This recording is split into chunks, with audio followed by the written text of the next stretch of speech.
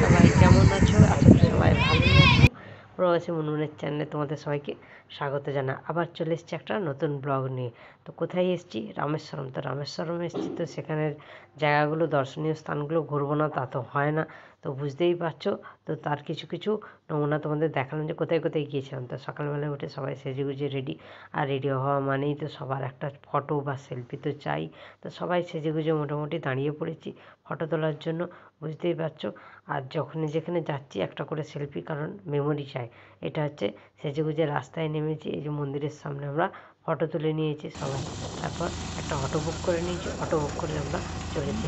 রাস্তার দুধারটা এত সুন্দর, পাশে দেখতেই পাচ্ছ শুধু বালি আর সমুদ্রের জলের মানে নীল আকাশের সঙ্গে সমুদ্রের জলটা একেবারে মিশে গেছে, খালি রাস্তা।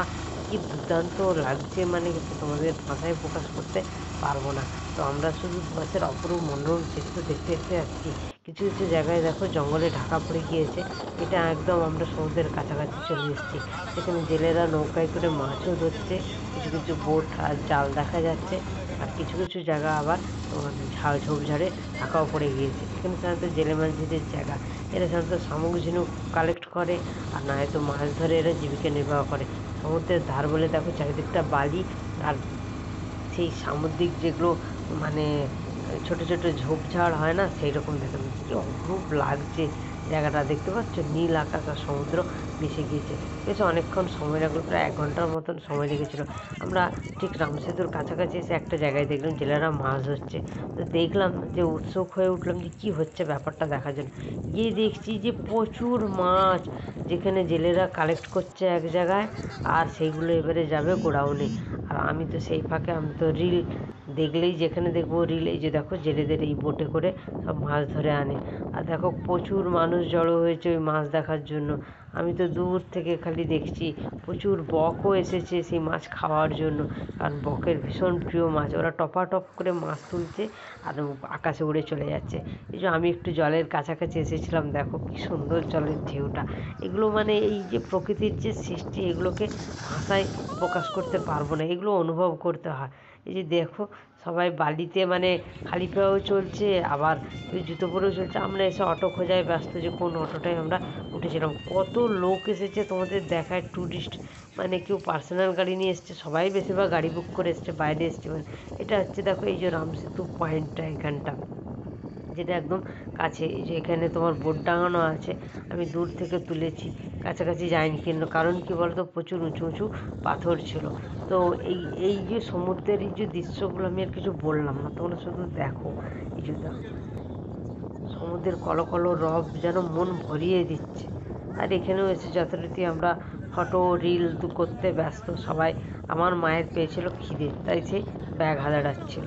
আর আমি তো মানে প্রকৃতির এই অপরূপ মনোরম মানে যত মানে দৃশ্যগুলো আছে, আমি ক্যামেরাবন্দি করার জন্য উৎসুক হয়েছিলাম যে কখন পৌঁছবো আর কখন আমার ক্যামেরায় বন্দি হবে। এই বুঝতেই পারছো, ভাই মানে পোজ দিয়েছে ফটো তোলার জন্য, প্রচণ্ড ঘামছে, মাঝে মাঝে মাথাও মুছছে। আর এটা হচ্ছে শাহরুখ খানের সেই ফেভারিট পোজটা। এই যে সবাই এরকম করে একটা পোজ দিয়ে ফটো তুলেছি, বুঝতেই পারছো। ভাইয়ের এই পোজ দিতে আমি একটা রিলও করে ফেলেছিলাম, যদিও পোস্টও করা হয়ে গিয়েছে, সেটা সেদিনই এসে এসে। সমুদ্রটা এত সুন্দর, আমি যতবার দেখি এই সমুদ্রের জন্য পাগল হয়ে যায়। এই যে থই থই করছে জল, চকচক করছে সূর্যের আলো, আর মাঝে মাঝে সেই গর্জন, সঁ করে যে গর্জন আসছে। আমাদের দেখে দেখি বাচ্চারাও সেই শাহরুখ খানের পোজ দিয়েছে। এই যে পিছনে যে স্তম্ভটা দেখতে পাচ্ছে, এটা হচ্ছে মানে এখান থেকে আর কি শেষ। এটাই হচ্ছে মানে ভারত শ্রীলঙ্কার বর্ডার। আর অনেককে বলে একটা গ্রুপ ফটোও তুলেছিলাম আমরা। এই যে বুঝতে পারছি, এই যে রাউন্ড হয়ে ঘুরলেই এটা হচ্ছে শেষ সীমানা। এখান থেকে 18 কিলোমিটার দূরে হচ্ছে শ্রীলঙ্কার বর্ডার। তারপরে আমরা একটুখানি অটোয় করে চলে এলাম, দেখলাম একটা পুরনো বহুদিনকার চার্চ। এখানে বিশেষ কিছু নেই, শুধু ওই মানে অনেক পুরনো চার্চ, আর কিছু শামুক ঝিনুকের যে সমস্ত হাতের কারিগরি সব হয়, ছোটোখাটো জিনিস, ক্লিপ, কসমেটিকের জিনিস, মালা, এবং ঘর সাজানোর জিনিস, এসব নিয়ে যারা দোকান মানে নিয়ে বসেছে কিছু মানুষ।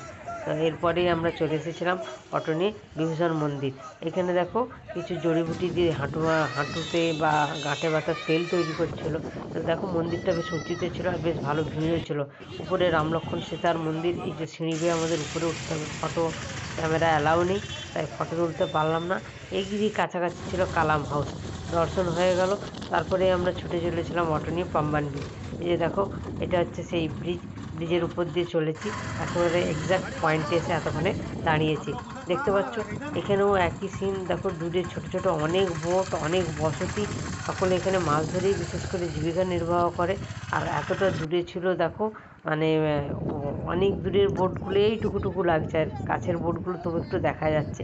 তাই নীল আকাশের সঙ্গে সমুদ্র মুছে গিয়েছে, এত হাওয়া দিচ্ছিল মনে হচ্ছিল যেন ঠেলে ফেলে দেবে।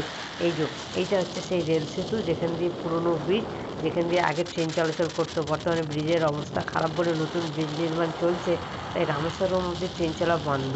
আমরা নেমেছি তোমার বলে গেলাম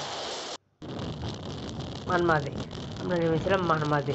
মানমাদ থেকে আমরা গাড়ি বুক করে চলে গিয়েছিলাম। এই দেখতেই পাচ্ছ এখনও নির্মাণের কাজ চলছে, প্রচুর লোক এখানে লেগেছে নির্মাণের কাজে। তো মানে এত ব্রিজে হাওয়া দিচ্ছিল, ভয় লাগছিল কখনো যদি মোবাইল পড়ে যায় বা নিজেরা পড়ে যায়। আবার অটো নিয়ে চলে এসেছি এখানে বানগঙ্গা, যেখানে রাম লক্ষ্মণ সীতার বনবাসকালে সীতা যখন মানে তেষ্টা পেয়েছিল, তখন রামচন্দ্র বান মেরে এখানে সমুদ্রের এই জল মানে তৈরি করেছিল। তো এটা হচ্ছে একটা মানে ঐতিহাসিক স্থান। এখানেও দেখো খুব নির্জন এলাকা, সব জায়গাতেই সমুদ্র আর বালি একই জায়গা, কিন্তু জলের কালারটা দেখো চেঞ্জ হয়ে যাচ্ছে। এই যে হচ্ছে সেই বানগঙ্গা, এইটা দিয়ে একদম শেষ প্রান্ত অবধি যাওয়া যায়, মানে সমুদ্রের মাঝে নয় তা বলে কিছুটা দূর অবধি যাওয়া যায়। এই যে আমার মেয়ে স্লো মোশন দিয়ে পোজ দিতে ব্যস্ত, তা আমিই করেছি, যদিও আমিই বললাম একটা কর, ভালো লাগবে। তো যাই হোক, তো প্রতিটা মুহূর্ত আমি ক্যাপচার করে রেখেছি, আর সেটাই তোমাদের সাথে শেয়ার করব। ভালো লাগলে তোমরা লাইক কমেন্ট আর শেয়ার করো, প্রবাসী মুনমুনের চ্যানেলকে সাপোর্ট করো, যাতে আরও বেশি এগিয়ে যেতে পারি, কারণ তোমাদের সাপোর্ট ছাড়া এগিয়ে যাওয়া সম্ভব নয়।